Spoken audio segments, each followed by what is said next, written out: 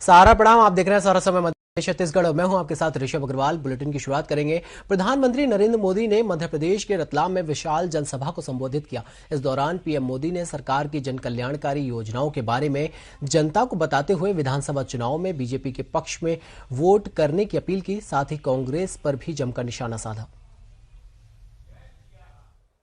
हर चुनाव में कांग्रेस कर्ज माफी का झुनझुना लेकर आती रहती है। पिछली बार भी उन्होंने यही किया था, लेकिन कांग्रेस का इतिहास है कि कांग्रेस की कर्ज माफी का फायदा किसानों को नहीं, कांग्रेसियों को, उनके चेले चपाटर को ही मिलता है। जबकि भाजपा सरकार जो कहती है वो करके दिखाती है। हम किसानों के हर छोटे बड़े खर्चों की चिंता कर रहे हैं। पीएम किसान सम्मान निधि के तहत देश भर के किसानों को 2,60,000 करोड़ रुपए सीधे उनके बैंक खाते में जमा भेजे गए। मध्य प्रदेश में तो डबल इंजन सरकार के कारण किसानों को डबल फायदा मिल रहा है। आज अनाज हो या फिर दलहन तिलहन, कांग्रेस राज की तुलना में भाजपा सरकार कहीं ज्यादा मात्रा में खरीद कर रही है। मध्य प्रदेश के दौरे पर रहे केंद्रीय गृह मंत्री अमित शाह ने कई जनसभाओं को संबोधित किया। इस दौरान उन्होंने पार्टी का बखान करते हुए जनता से बीजेपी के स्थानीय प्रत्याशियों के पक्ष में वोट करने की अपील की। साथ ही पीसीसी चीफ कमलनाथ और कांग्रेस पर जमकर निशाना भी साधा। पूछना चाहता हूं कमलनाथ जी से, कमलनाथ जी, आपने 1.5 साल में क्या किया? ऐसा नहीं है, एक भी इंडस्ट्री नहीं लाए। आप खामखा बेचारे कमलनाथ को कोस रहे हो। इन्होंने भी काफी किया, बहुत कुछ किया है। गुना के आंकड़ों में मध्य प्रदेश को नंबर 1 बनाने का काम कमलनाथ जी ने किया था। कमीशन खोरी का उद्योग चलाने का काम कमलनाथ जी ने किया। ट्रांसफर इंडस्ट्री स्थापित करने का काम कमलनाथ जी ने किया। बेटा दामाद के कल्याण की नई परंपरा कमलनाथ जी ने शुरू की और हजारों करोड़ के घपले, घोटाले और भ्रष्टाचार करने का काम सिर्फ 1.5 ही साल में कमलनाथ ने किया। मित्रों, मैं आज बताना चाहता हूं, गलती से भी अगर कमलनाथ की सरकार आती है तो ये लाडली लक्ष्मी योजना आप समझ लो बंद कर ही देंगे।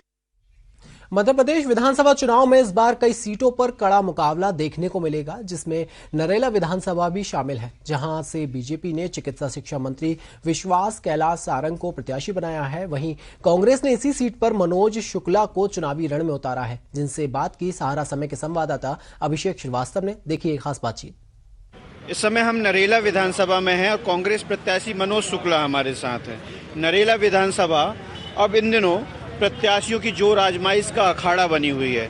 मनोज शुक्ला जी, कैसे देखते हैं इन चुनाव को? इतने सारे प्रत्याशी और बागी भी मैदान पर, अब ऐसे में कैसी स्थिति? मैं आपको एक बात स्पष्ट कर देना चाहता हूं कि बागी जो है, बागी भोपाल एक नई इबारत लिखने जा रहा है। बागियों के लिए भोपाल में कोई जगह नहीं। सब जानते हैं कि बागी किसने खड़े किए और बागी क्यों खड़े हुए।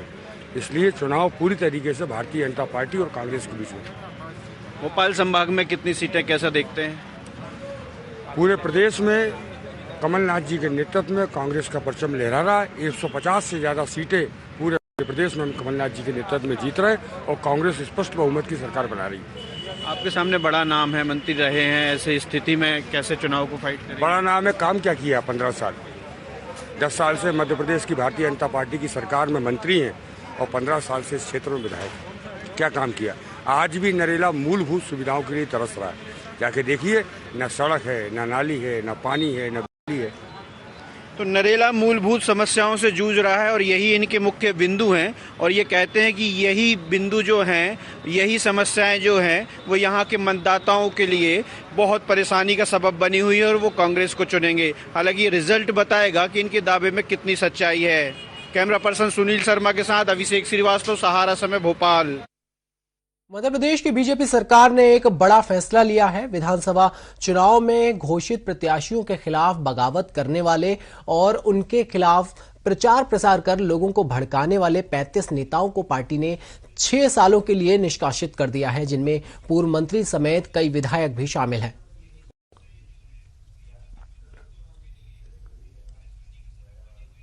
बुरहानपुर में बीजेपी प्रत्याशी अर्चना चिटनिस के समर्थन में जनसभा का आयोजन किया गया, जिसमें बीजेपी के नेता कैलाश विजयवर्गीय शामिल हुए। जनता को संबोधित करते हुए कैलाश विजयवर्गीय ने पीसीसी चीफ कमलनाथ पर जवानी हमला भी बोला। वहीं नंद कुमार सिंह चौहान के बेटे को टिकट देने पर कहा कि जो डिजर्विंग कैंडिडेट था उसे पार्टी ने टिकट दिया।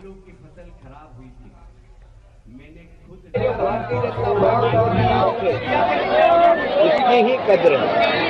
लोग भारतीय जनता पार्टी का मुझे जानते हैं, लोग भारतीय जनता पार्टी जानते हैं। भारतीय जनता पार्टी से बाहर हुआ लोगों के दिल से बाहर हो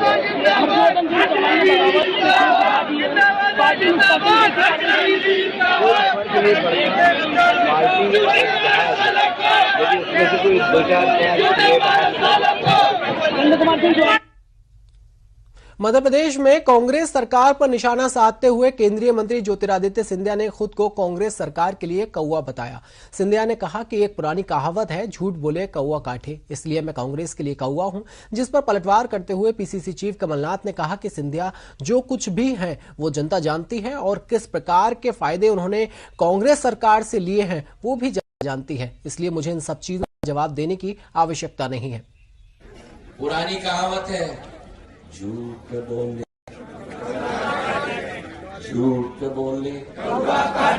काले कौवे, मैं कांग्रेस के लिए काला कौवा। देखिए, ज्योतिरादित्य जो कुछ कहें, आम जनता गवाह है कि क्या इस प्रकार का सौदा हुआ, किस प्रकार के फायदे उन्होंने उस वक्त हमारी सरकार से लिए, ये सब जनता जानती है।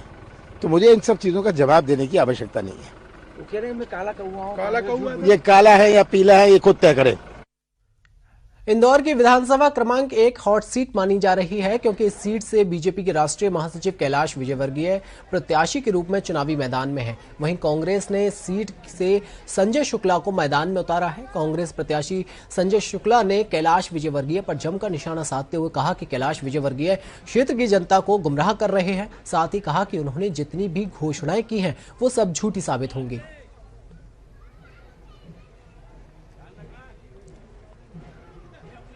उन्होंने कितना घनों काम किया है, जो अपराध उनके ऊपर जो एक गैंग रेप कर रखा था उन्होंने छिपा कर एक बड़ा विश्वासघात किया हमारी विधानसभा 1 के लिए और इंदौर शहर के लिए। पूरे देश में बदनामी हो रही है कि शपथ पत्र के अंदर झूठा शपथ पत्र दिया, जिससे ये लगता है कि विधानसभा 1 के अंदर भी झूठ बोल रहे हैं। झूठ बोलने के अलावा कोई काम नहीं करा उन्हें। कितने उम्मीद है, कितने मतों से आप जीतेंगे? देखिए, जीत होती है, बेटा चुनाव जीतेगा, यहाँ से नेता चुनाव कभी नहीं जीतेगा, क्योंकि वो नेता के रूप में उन्होंने काम करा। वो विधायक भी रहे, संसद भी रहे, महापौर भी रहे, वो पूरी सरकार भी रही उनकी। सरकार होने के बावजूद उन्होंने कभी विधानसभा 1 की तरफ ध्यान नहीं दिया। अब सिर्फ चुनाव लड़ने के लिए आए और काम करने के लिए नहीं, ये बेटा हमेशा काम करता है। राज्यसभा में उपनेता प्रतिपक्ष और वरिष्ठ मध्य प्रदेश कांग्रेस नेता प्रमोद तिवारी ने दावा किया है कि 5 राज्यों में होने वाले चुनावों में बीजेपी पूरी तरह हारेगी। वहीं कहा कि छत्तीसगढ़, मध्य प्रदेश और राजस्थान में पूर्ण बहुमत से कांग्रेस की सरकार बनेगी। तेलंगाना में अभी स्थिति साफ नहीं है। वहीं प्रमोद तिवारी ने बीजेपी पर निशाना साधते हुए कहा कि केंद्रीय मंत्री ज्योतिरादित्य सिंधिया के कोय वाले बयान और बीजेपी द्वारा कांग्रेस को सनातन विरोधी बताने को लेकर भी बयान दिया। 4 राज्यों में तो मेरा स्वयं का अनुभव, 8 दिन रह के अभी छत्तीसगढ़ से आया हूं, मिजोरम नहीं गया। 2/3 से ज्यादा बहुमत से छत्तीसगढ़ में, लगभग थोड़ा इसी के आसपास मध्य प्रदेश में, राजस्थान में बहुमत के साथ, और तेलंगाना का भी कुछ नहीं कहा जा सकता। हो सकता है कि 0 पे बीजेपी चली जाए, और हम 4 राज्यों में अपने दम पर सरकार बना रहे हैं। मिजोरम में हो सकता है हमें मिलीजुली सरकार बनाना पड़े। अपने जो हम ख्याल लोग हैं, बीजेपी के विरोधी हैं, छोड़ के आए हैं, तो उनके साथ बनानी पड़े। 5 राज्य में बीजेपी चुनाव हारेगी और कांग्रेस सरकार बनाएगी। सिंधिया जी ने अभी अपना ये स्टेटमेंट दिया है चुनावी सभा को संबोधित करते हुए, मैं कांग्रेस के लिए काला कौवा। अपने आप को काला कौवा बताया। अब मैं नहीं जानता, हमारे सब के यहाँ तो बड़ा अपशकुन माना जाता है काला कौवा। पिछली बार हमारी साथ थे, हम हार गए पार्लियामेंट में, अब वो भाजपा के साथ हैं। सुबह सुबह बैठ गए होंगे मुडेर पे, तो अगली बार भाजपा का सफाया होगा, हो सकता है, क्योंकि मैं उन्हें काला कौवा नहीं कह रहा हूँ, वो खुद अपने को कह रहे हैं। तो मैंने उत्तर प्रदेश जहाँ से मैं आता हूँ वहाँ काला कौवा सुबह बैठ जाएगा तो लोग कहते हैं कि कुछ अपशकुन होने वाला है। हत्या के मामले में फरार 2 आरोपियों को ग्वालियर की बिजौली पुलिस ने गिरफ्तार कर बड़ी सफलता प्राप्त की है। एडिशनल एसपी निरंजन शर्मा ने मामले की जानकारी देते हुए बताया कि सूचना मिली थी कि गांव में 2 बदमाशों को देखा गया है, जिसके बाद पुलिस ने तलाशी ली। इस दौरान दोनों ही आरोपियों को गिरफ्तार कर लिया गया। ग्वालियर पुलिस द्वारा लगातार आदर्श आचार संहिता का पालन कराया जा रहा है। जो फरार आरोपी हैं, असामाजिक तत्व हैं, उनको विरुद्ध लगातार गिरफ्तारी कार्रवाई की जा रही है। उसी क्रम में बिजौली थाना प्रभारी और उनकी टीम ने 302 के अपराध में फरार 2 आरोपियों को, जिन पर 3-3 हजार रुपए का इनाम घोषित था, उनको गिरफ्तार करने में सफलता प्राप्त की। वहीं इंदौर की एरोड्रम पुलिस ने फर्जी तरीके से लोन दिलाने वाले एक गैंग का खुलासा किया है। दरअसल पुलिस को बैंक द्वारा एक शिकायत प्राप्त हुई थी कि पिछले दिनों बैंक से 2 महिलाओं ने अपने आप को सरकारी कर्मचारी बताकर 15-15 लाख के 2 लोन लिए हैं, जिसके बाद दस्तावेजों की जांच की गई तो पता चला कि इस नाम की कोई भी महिला डिपार्टमेंट में नौकरी नहीं करती। पुलिस ने इस मामले को गंभीरता से लेते हुए अकाउंट ट्रैक किया और गैंग का पर्दाफाश करते हुए 7 सदस्यों को गिरफ्तार किया है, जिसके बाद पुलिस अभी आरोपियों को हिरासत में लेकर उनसे पूछताछ कर रही है। इंदौर के रिटायर्ड टीआई, उन्हीं का एड्रेस यूज करके इसमें लोकल एड्रेस प्रूफ बनाया गया था। जब उनसे पूछताछ करी, उनसे बात चली तो पता चला कि उन्होंने तो आधार सेंटर में अपना मोबाइल नंबर अपडेट कराया था, तब उन्होंने अपने आधार कार्ड की फोटोकॉपी दी थी। तो इसलिए अपने आइडेंटिटी डॉक्यूमेंट्स जो हैं उनको इतना लूजली आप नहीं दें, और अगर दें भी तो सेल्फ अटेस्ट करके उसमें क्रॉस में अपना मिसयूज ना कर सके। सर, इस गिरोह का मुख्य सरगना कौन है और इनकी पुष्टि भी इसमें कोई सीए कंसल्टेंट है जो जिस तरह से क्रेडिट हिस्ट्री मेंटेन करते थे, तो उन लोगों का रिकॉर्ड क्या? जी,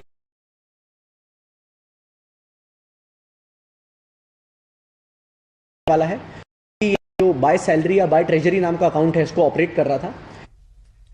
वहीं अब खबर छत्तीसगढ़ से। पहले चरण का चुनाव 7 नवंबर को होने जा रहा है छत्तीसगढ़ में, जिसको लेकर सभी राजनीतिक पार्टियों ने अपनी पूरी ताकत झोंक दी है। इसी कड़ी में प्रधानमंत्री नरेंद्र मोदी छत्तीसगढ़ के दौरे पर पहुंचे और दुर्ग में जनसभा को संबोधित करते हुए कहा कि छत्तीसगढ़ को बीजेपी ने बनाया है और बीजेपी ही इसको संवारेगी। इसी के साथ अन्य योजनाओं को अगले 5 साल के लिए बढ़ाने का ऐलान भी किया।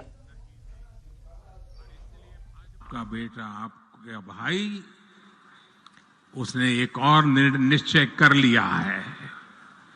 मेरे गरीब भाइयों बहनों, मैं देश के गरीब भाइयों बहनों को आज दूर की धरती से बताना चाहता हूं, मैंने निश्चय कर लिया है। देश के 80 करोड़ गरीबों को मुफ्त राशन देने वाली योजना को भाजपा सरकार अब अगले 5 साल के लिए और बढ़ाएगी।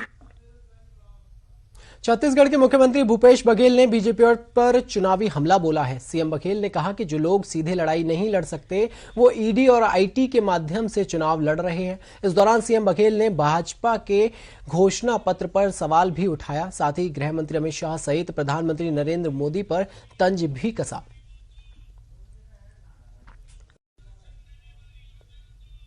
छत्तीसगढ़ दौरे पर पहुंच रहे राजनेताओं के क्रम में उत्तर प्रदेश के मुख्यमंत्री योगी आदित्यनाथ राजनांदगांव जिले के डोंगरगांव विधानसभा में आयोजित विजय संकल्प सभा को संबोधित करने पहुंचे, जिसमें स्थानीय बीजेपी प्रत्याशी भरत वर्मा, खुज्जी विधानसभा से बीजेपी प्रत्याशी गीता साहू समेत पार्टी के तमाम नेता और कार्यकर्ता मौजूद रहे। सभा को संबोधित करते हुए सीएम योगी ने कहा कि कांग्रेस ने छत्तीसगढ़ को भ्रष्टाचार का गढ़ बना दिया है। कांग्रेस अपने आप में समस्या है, नक्सलवाद कांग्रेस की ही देन है।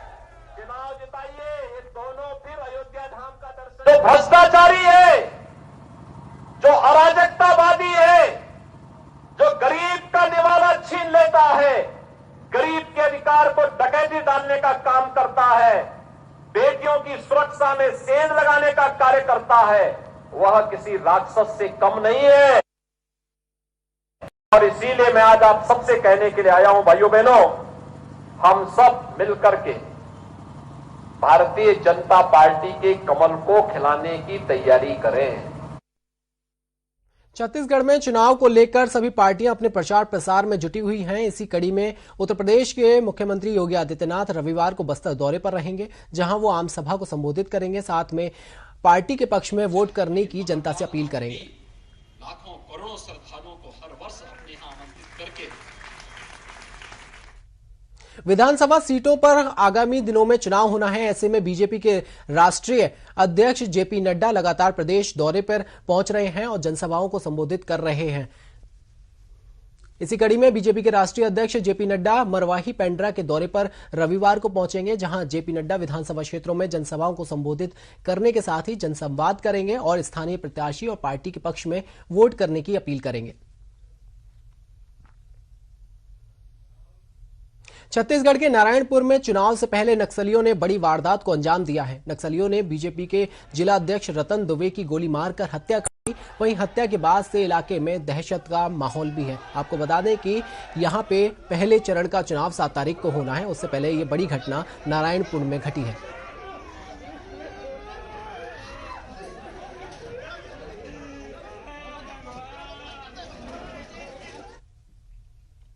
फिलहाल इस बुलेटिन में इतना ही। ऐसी तमाम बड़ी खबरों के लिए देखते रहिए सारा समय मध्य प्रदेश छत्तीसगढ़। सहारा। प्रणाम।